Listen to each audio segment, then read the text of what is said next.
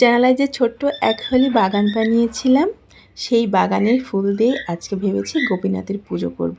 ফুল বাজারে তো অনেক রকম ফুল কিনতে পাওয়াই যায়, কিন্তু নিজের হাতে গাছ লাগানো সেই গাছের ফুল দিয়ে গোপীনাথের পুজো করা, তার মজা একটু অন্যরকম। কি বলো? যারা প্রতিদিন গোপীনাথকে পুজো দেয়, চরণে ফুল তুলসী দেয়, তারাই বোঝে এর মর্ম। আসলে গোপীনাথের সেবা করা, গোপীনাথকে সাজানো, গোপীনাথের চরণে ফুল দেওয়া, ভোগ চড়ানো, এটা আস্তে আস্তে একটা নেশার মতো হয়ে যায়। আমাদের কতটুকু ক্ষমতা বলো তো? যার কাজ সে নিজেই করিয়ে নেয়, আমরা তো নিমিত্ত মাত্র, তাই না?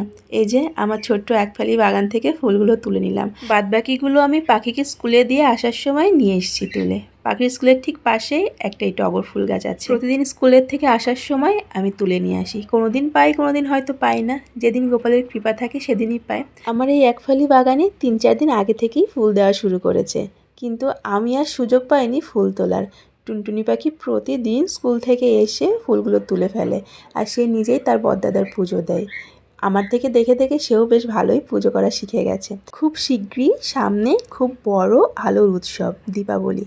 তাই মনে করে গোপীনাথের ঘরে একটা লাইট লাগিয়ে দিয়েছি, কিন্তু গোপীনাথের ঘরখানা এত ছোট হয়ে গেছে, তাই লাইটটা খুব বড় দেখাচ্ছে, আলোগুলো বাইরে ঠিক ছড়াচ্ছে না। মায়ের মুখে শুনেছি এই পাত্রটার নাম নাকি তামকুণ্ড।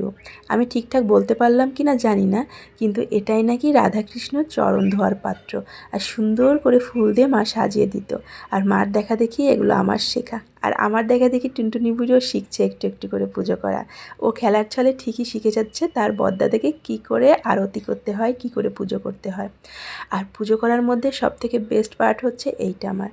পুজো করার সব কিছুই আমার খুব পছন্দের, কিন্তু যখন আরতি করি না, গোপালের দিকে তাকিয়েই থাকতে ইচ্ছে করে, যেন একটা নেশার মতো লেগে যায় আমার। সাজানো গোছানোর পরে ঠিক রাজকুমারের মতো লাগে আমার গোপীনাথকে, তাই না? প্রতিদিন সকালে উঠে যে গোপীনাথের চরণে এইটুকু ফুল তুলসী দিতে পারছি, এইটুকু তার সামনে আরতি করতে পারছি, এটাই আমার জীবনের সবথেকে পরম পাওয়া। তার কৃপা না থাকলে এটুকুও হয়তো করতে পারতাম না আমি।